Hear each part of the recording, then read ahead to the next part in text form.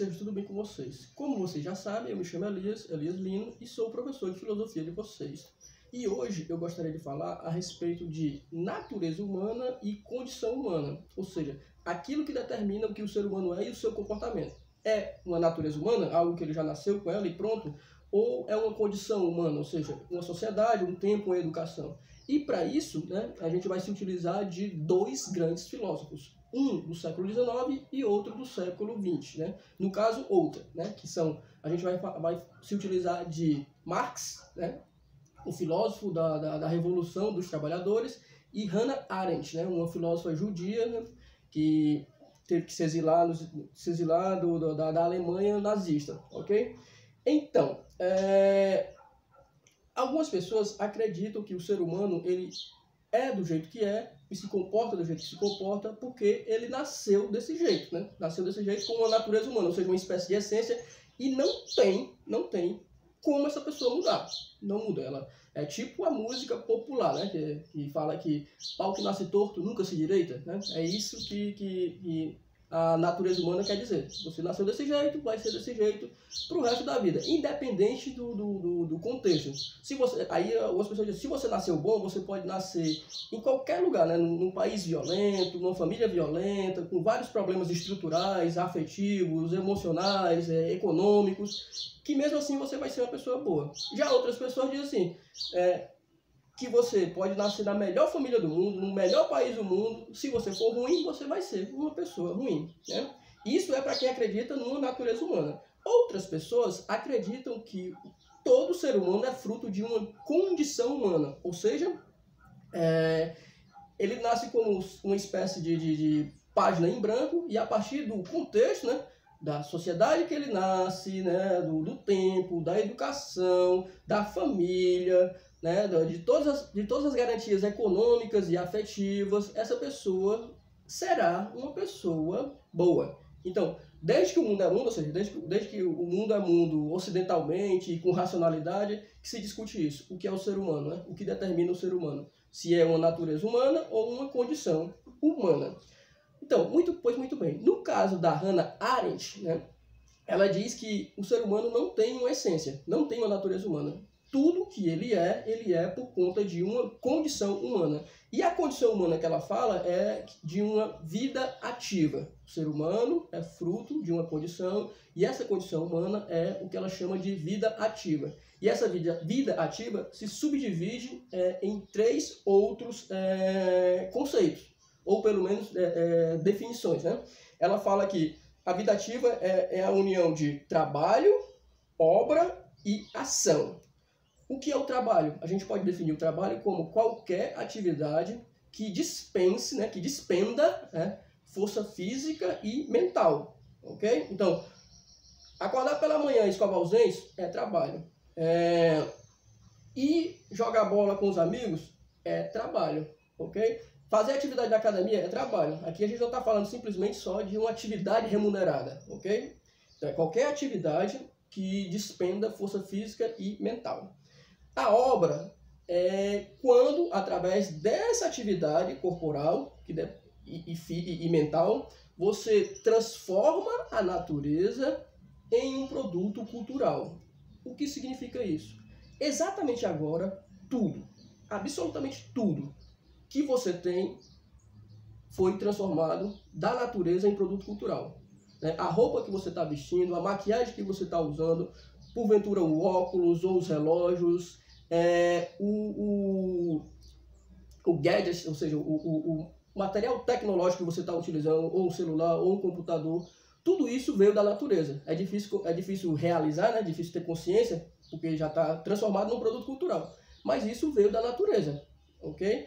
Alguém, trabalhando, foi lá na natureza, extraiu esses produtos e transformou num produto cultural, que é isso que você usa. Originalmente, o termo cultura significa tudo que o ser humano faz, ok? Então é nesse sentido, não é no sentido de belas artes, não. Aqui a gente não está usando no sentido de belas artes, a gente está falando de o ser humano, através do trabalho, ir na natureza e pegar esses recursos e transformar num produto cultural, ok? Aí, além disso, ela fala da ação, ou seja, a ação é o ser humano agir coletivamente entre seus pares.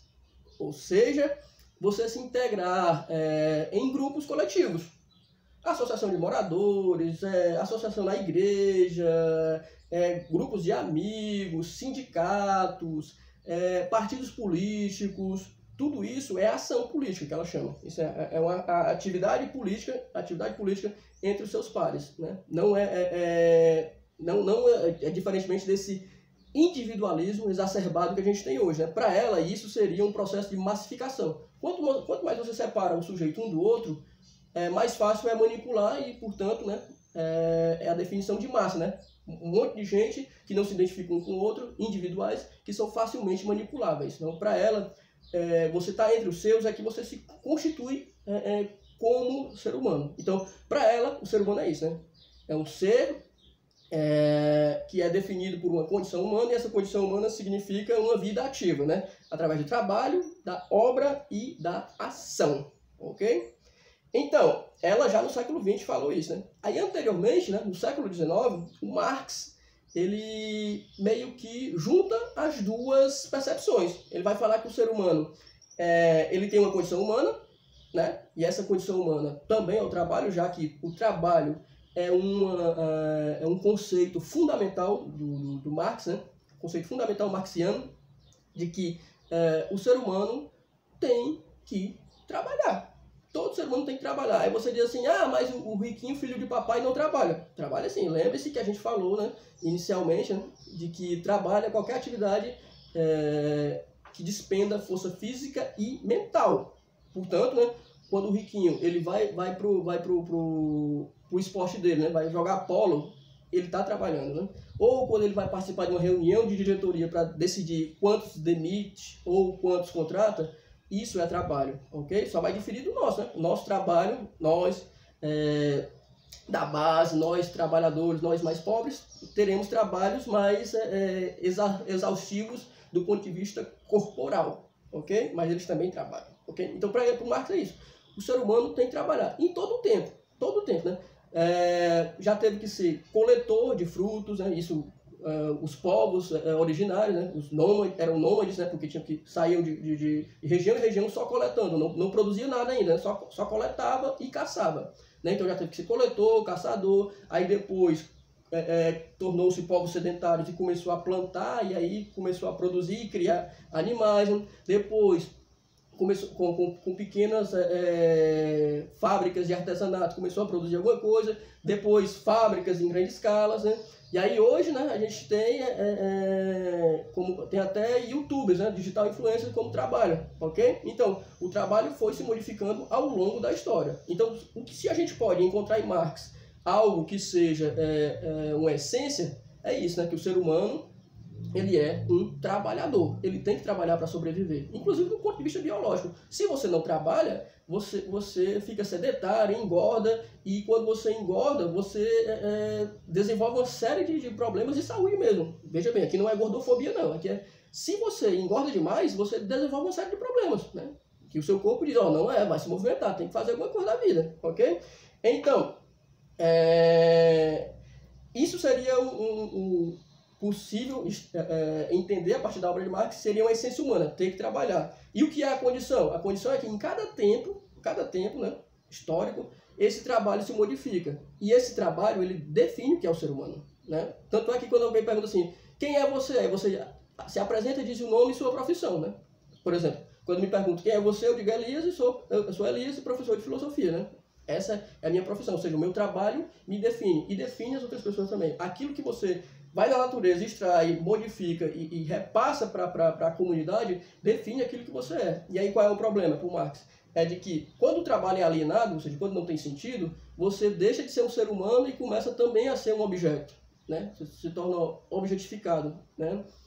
Isso é o que chama de trabalho alienado. E aí você se torna uma pessoa adoecida, a sociedade adoecida. Para ele a única solução seria a revolução, em que esse trabalho deixasse de ser sem sentido e tomasse um sentido. E esse sentido seria o trabalhador produzir para si mesmo, né? Produzir para si mesmo, sabendo que aquilo que ele está produzindo é um objeto, e não que ele é o próprio objeto. Ele ter consciência do todo o processo produtivo e produzir para si mesmo, ok? Então, e aí resumindo, né? Alguns seres humanos acreditam que o ser humano é definido por uma essência, por uma natureza. Outros acreditam que o ser humano é definido por uma condição humana, ou seja, um período histórico, e uma sociedade e uma educação. A Hannah Arendt acreditava que o ser humano é fruto de uma condição, né? E essa condição é definida pela vida ativa, né? Trabalho, obra e ação. E o Marx acreditaria numa espécie de junção, né?